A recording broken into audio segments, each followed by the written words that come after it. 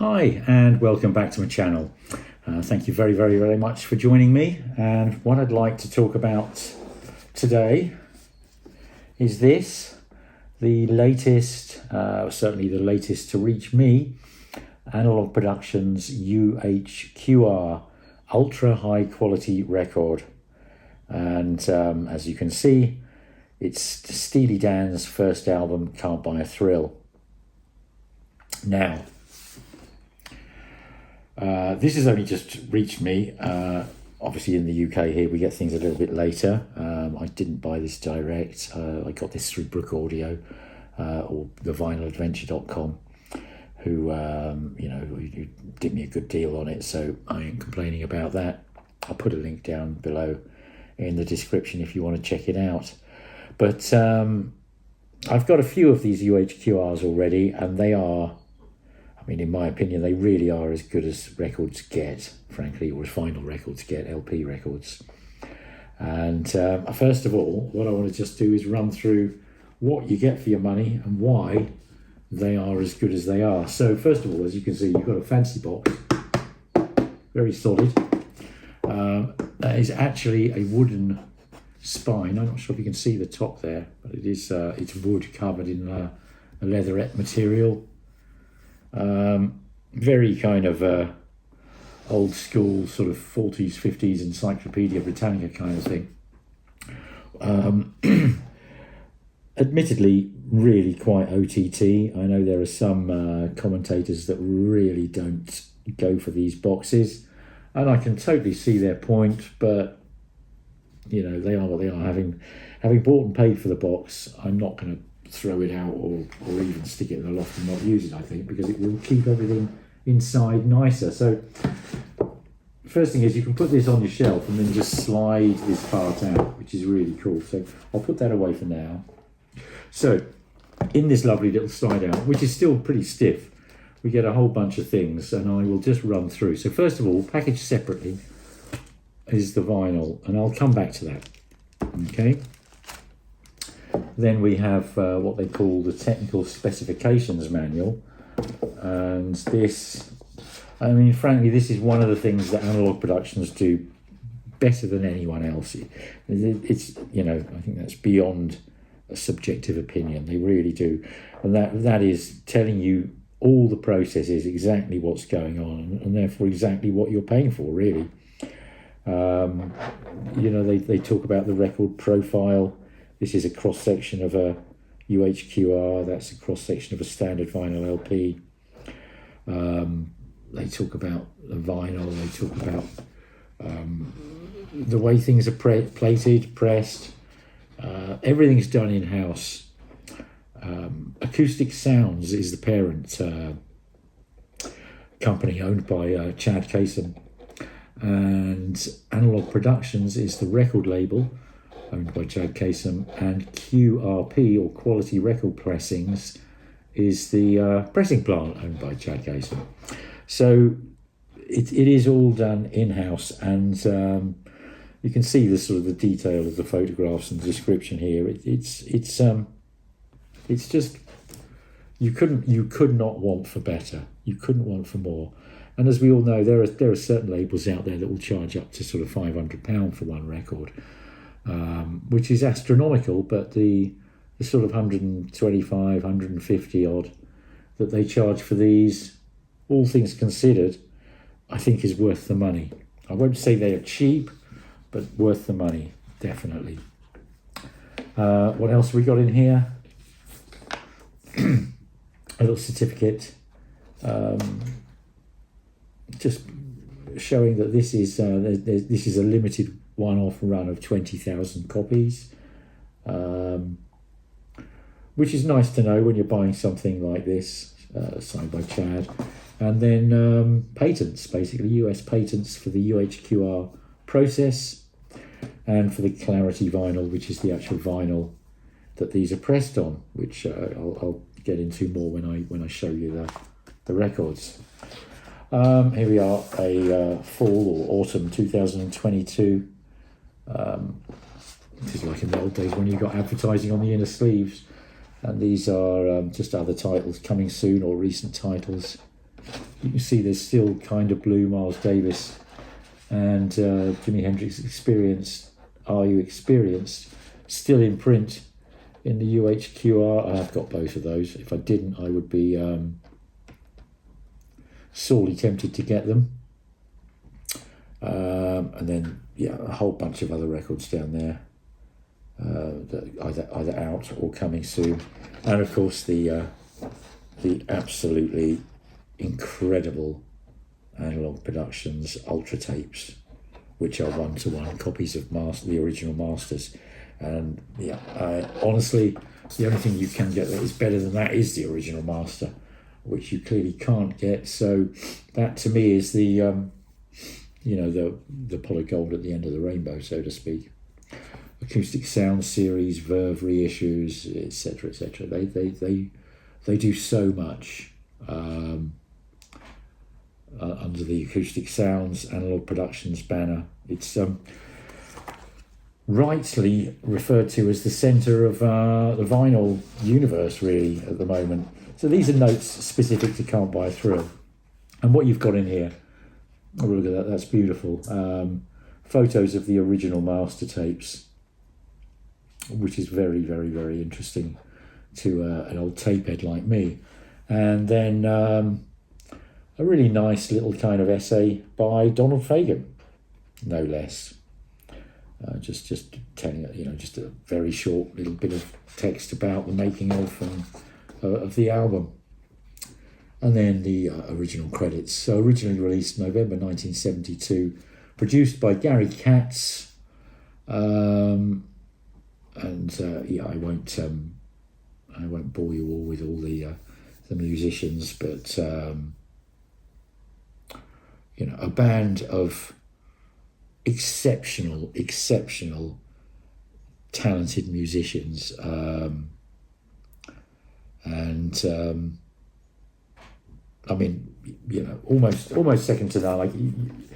I will get onto the listening experience a bit later, but and then here we've got a reproduction of the original cover, and this is produced by Stoughton Stoughton Printing, Stoughton whatever.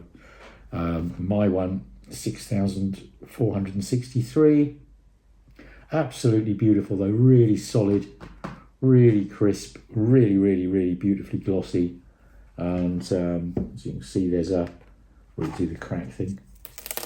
Yeah, does that crack thing when you open it, which is kind of groovy, although it sounds like something breaking, but anyway. The inner with the lyrics, and it is just it's an absolutely magnificently produced set, frankly. One album set at that, but so I put everything back in, and then I'll return to the vinyl. So by the time you've got all this stuff in there, you can see why it needs a box, really, can't you? And then we've got the vinyl, which I will come to now. So, first thing to note is there are two LPs here. This is a 45 RPM cut. So we've got two LPs, and this is pressed on Clarity Vinyl, which is patented and owned by Acoustic Sounds or Analogue Productions, or Chad at the end of the day, and it's exceptionally pure. I think it's 200 grams, and these are absolutely flat as a pancake, which you can't say about all records by any means. I have heard that some of these aren't totally flat, but I've got about 6 of them, and they are absolutely flat. Which for me is quite a big thing, because you want the record to mate perfectly to the turntable for sonic reasons. So here we are. So as you can see, side 1, we've got Do It Again and Dirty Work. Now, just to briefly talk about the record, I mean, Can't Buy a Thrill, I don't know, I think it possibly is my favourite Steely Dan album, to be honest, even though it's their first one. it's just, I mean, it's just track after track after track of just amazingly catchy, seductive, phenomenally performed, exquisitely written, and compositions basically. First thing I noticed when you put it on, it is it's exceptionally open, the sound. Now, anyone who knows Steely Dan knows that they are just, they're exquisite recordings in the first place. I mean, they really are. I don't think you'd have to go some to find a Steely Dan record that actually sounds bad. Excuse me just a moment, swig of coffee.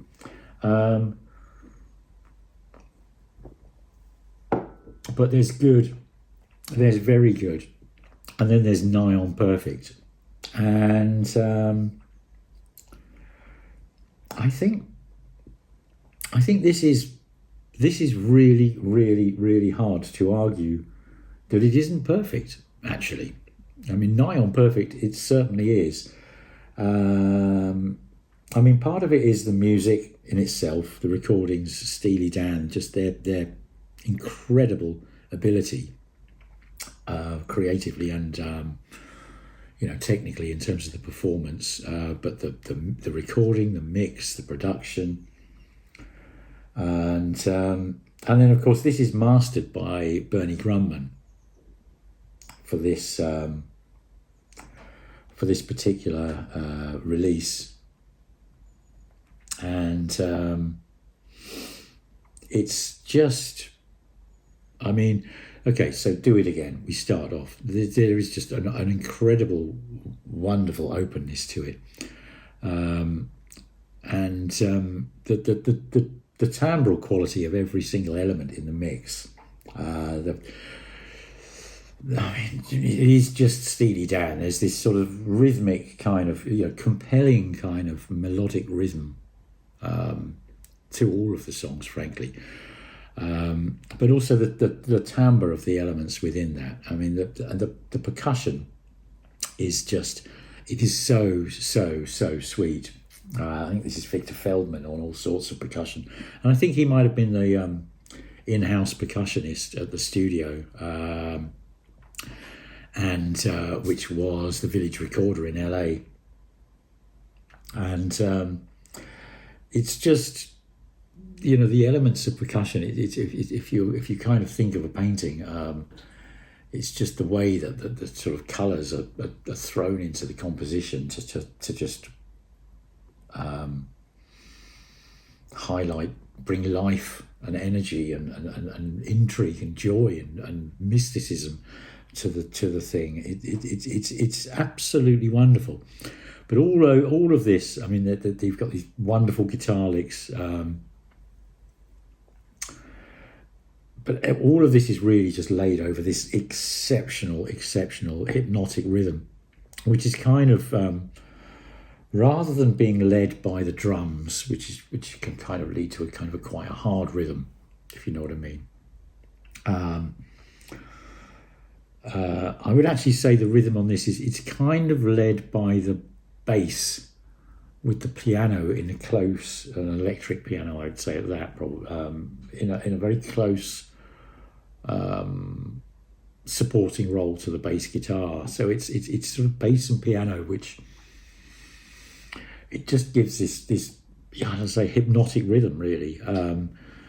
The drumming kind of, it's not out of time with it in any way, shape, or nothing is out of time with anything in Steely Dan, not in the slightest. But it's the drums kind of support the melody, the rhythmic melody, and the percussion, as I mentioned before, and the cymbals. They're just so soft and sweet. And when I say soft, I don't mean vague, but just absolutely delicious. I mean, absolutely deliciously soft, and it's just incredible. And I mean, towards the end of the song, there's a little sort of organ break, if you like, organ solo. It's not solo, but you know what I mean, a little organ lick. And this happens throughout the album, probably in every single song. There are elements, there's bits like this, but you've got the the groove going on, and then there's just this sort of pause, if you like. Go back to the bass and the piano leading the kind of melodic rhythm. So you'll have a little passage, and then there'll be a pause before they kind of start the next line, like that kind of thing. So it's and it's just the way, because this is so silent, the vinyl is so silent, there's such little background noise. The 45 RPM brings so much more space to the to the picture, if you like. And it's this sense of like, music's playing, and then you just it sort of stops between kind of lines, if you like, or between sections, and just for a moment, but you just get the decay of the bass and the piano decays into silence, and then you're held for just that moment, and then back, and it comes back in, and it's staggering. It's staggering, but it's not staggering in a way that's in your face. It's not hard. It's not like a lot of things. It's almost like watching a firework display. It's just it's quite amazing and intoxicating and fantastic. It's almost like the in the absence of music, there's a vacuum, like space, deep space or something, and the music floats, not as a hard thing, but as just a silky, soft, sensual, passionate, beautiful thing. It's quite exceptional, and it is funny. I mean, because of it being 45 RPM over two sides. Here we are. You put this on, so you've got Do It Again, call it 6 minutes, and Dirty Work 3 minutes. So it's like a 9-minute side, and you put it on, and you just, I mean, before you know it, you're just like, oh, blimey, I've got to get up and turn it over. And actually, the tick as the stylus kind of moves to that very inner groove, and then it's kind of like a set of points on a railway track. So that's the first thing that breaks that kind of hypnotic trance that you're in, and then you flip it over, and then we've got Kings, which I just absolutely love. I think that's another one of my absolute favourites, absolute favourites on the album. The Midnight Cruiser, Only a Fool Would Say That, and then there we are, the end of the record again, and you're just, there's not a nanosecond where you get bored or your mind wanders. There is absolutely no chance or possibility of that. It just holds you in captivated sort of ecstatic trance almost. And then we've got here side C, of course, Reeling in the Ears, 4.5 minutes, Fire in the Hole, 3.5 minutes. So what's that? That's an 8-minute side again.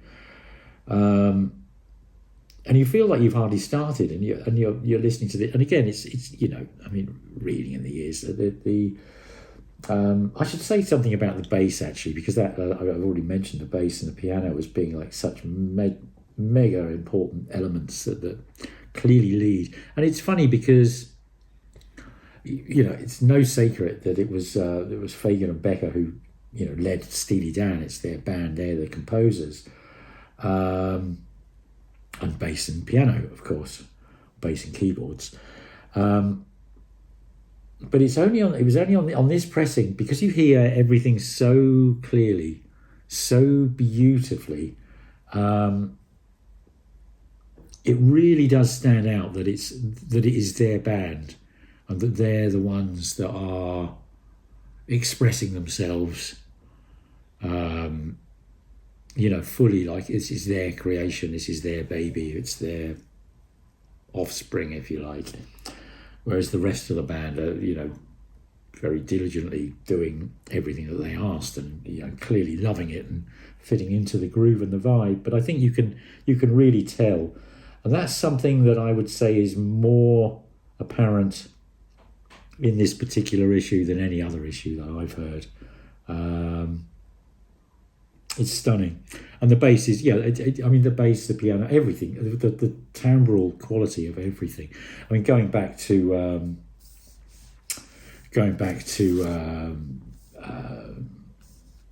the first track, and the horns and the sax in there. It's beautiful. Anyway, and then we get side D. Before you know it, you're on the last side. Brooklyn, change of the guard, and then turn that heartbeat over again, which I always think of as Oh Michael, but that's to this day I keep getting the title wrong. Which again is another one of my absolute favourites on this. And it's just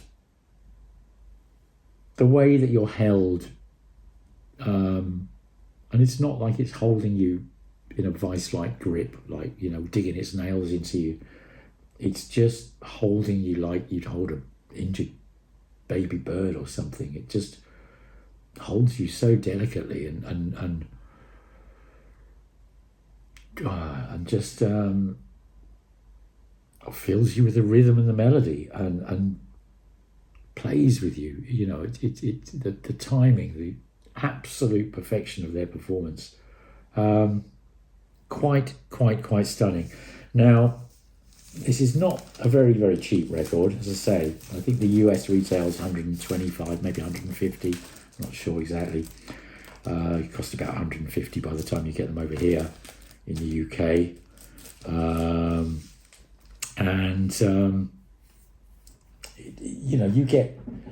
You get this fantastic box and all the extra goodies in here. So I definitely 100% think it's worth it. But what we do know is that when these are sold out, Analogue Productions are going to release these again, and I would assume they will come in exactly that cover as a double 45 RPM record. I strongly suspect they will be on black vinyl, and I strongly suspect they will be pressed at RTI, which is a very highly regarded pressing plant in America. Very, very highly regarded. Honestly, in my honest opinion, I do think that QRP has the edge over RTI. I just think their records are